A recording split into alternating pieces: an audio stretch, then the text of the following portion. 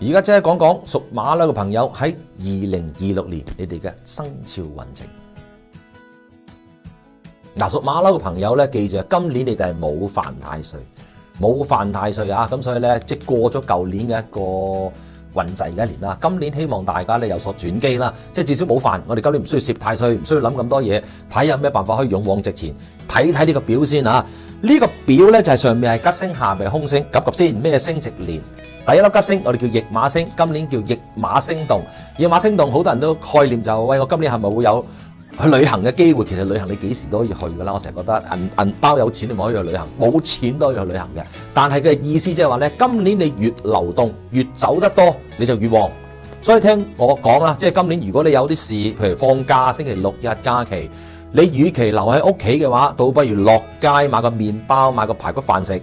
再翻屋企就唔好話叫外賣送到嚟啦，因為你今年咪就錯過咗個流動越旺機會咯。所以就今年即使幾攰都啦，去行下山，去跑下山，放假嘅時間咁啊，平時冇嘢做嘅時候，同阿爸阿媽去飲下茶，呢個就 very good 嘅一種選擇噶啦。咁當然就係如果你嘅工作係同流動有關嘅，即係譬如 sales 要跑街嘅，或者我係一個職業嘅司機，成日要走嚟走去，或者我工作係成日要飛嚟飛去嘅話咧，今年你嘅工作就會越做越順噶啦。呢個叫驛馬星動啊，驛馬星之年。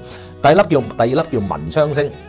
文昌唔係一定指讀書，係指腦筋特別靈活咁解嘅，特別靈活即係特別有一技之長發揮嘅功效。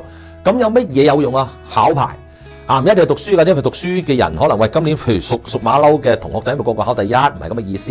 即係話咧，今年如果你本身有一技之長嘅人啊，即係譬如我記性特別好嘅，再加埋我屬馬騮嘅，我成績咪會特別好啲咯嚇。咁但係如果我今年個踢波特別叻嘅喎，咁你今年咧可能就有機會咧喺踢波度能夠大展所長咧，攞到冠軍啊，或者係得到同學啊朋友之間嘅一種認可認同。咁當然就係喺文昌星值年嘅時間咧，我最好建議大家，譬如我有啲執照要去考取嘅話咧，就係最好嘅機會啦。即係今年個頭腦特別清醒清晰，同埋有啲文昌運啊！我淨係貼咗幾條咧，幾條真係出咗俾我啊！咁所以咧就話咧，無論考一啲律師牌啊、咩會計師牌啊，又或者船牌啊、車牌啊、電單車牌啊，咁呢啲咧絕好嘅機會啊！文昌星雖然未必一定會幫到你好多，咁但係咧至少呢樣嘢就係一個好處。咁但係會唔會就有啲解釋？其實都有文昌有時咧係指一啲文筆嘅。如果今年我啲大生意大單嘅話咧，屬馬騮嘅你哋咧，去簽機會成功力都會高啲，咁講嘅啫。希望大家即係如果真係應驗咪最好啦。睇睇有咩凶星先，凶星一齊講喪門地喪一 Q 樣嘅兩星，即係指一啲白事嘅嘢。嗱，喪門再加地喪，又唔係話一定指你屋企有白事。咁啊，即係傳統咁計啦，注意下啲屋企啲長輩啊，或者長期病患嘅家人啦，今年即係小心啲注意佢。但永遠嗰句啦，你小心啲注意佢，唔代表佢今年就會冇事嘅。我成日一個人年紀，譬如我阿爺、我阿公今年都90幾咁樣，成日長期多病啦。咁今年可能就會有機會係大家都做定心理準備。咁當然又唔會因為你今年呢粒星而導致佢走嘅，咁只不過係見到個跡象啫。咁但係呢啲係好迷信嘅，咁所以我覺得呢啲係不可信。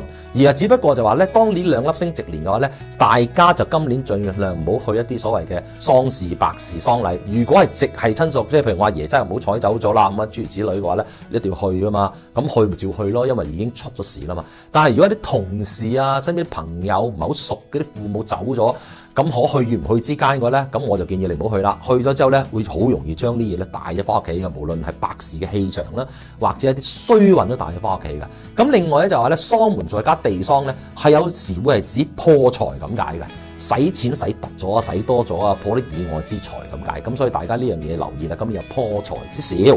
另外一粒孤神星，男怕孤神，女怕寡宿，咁所以咧同女性嘅朋友呢條無關，係只係男性屬馬騮嘅人先會有呢種關係嘅。咁你話會唔會出現？譬如我係馬騮嘅，我會出現我未必會，因為點解咧？呢粒係一粒心理星，即係今年咧特別感覺到孤寂，特別好想念你嘅另一半。如果我而家係冇拍拖嘅話，你又孤寂喎，又想拍拖嘅話，你就可能過情人節啦，啲聖誕節特別難過啦，可能會諗下一邊。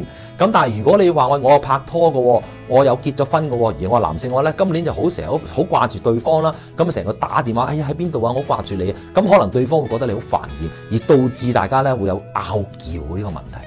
咁所以記住呢個孤神星咧，其實佢唔係話認真太兇，只不過注意下自己今年咧忍一忍啦，即係唔好令到對方好難受咁啊。咁其實就基本上已經 OK 噶啦。但係如果你有一個屬羊嘅朋友，屬馬騮唔屬羊，屬馬騮朋友係男性或女性都好，咁你發覺佢今年係冇拍拖喎，咁你就自己有喎，咁啊可能聖誕節又好啦，情人節又好啦，發個信息俾佢啊，或者大家一齊燒下嘢食嘅話咧，消解下佢嘅話咧，總好過自己諗埋一邊啦。OK， 咁所以今年咧，我哋叫屬馬騮嘅朋友咧，注意一下啦，有少少破財嘅情況出現。咁今年都係宜靜不宜動咯，唔係宜動不宜靜咧，因為驛馬星啊嘛，喐多啲你哋就會旺啲噶啦。咁呢集講到呢度，希望咧新一年你哋咧新年進步，揾多啲啦，拜拜。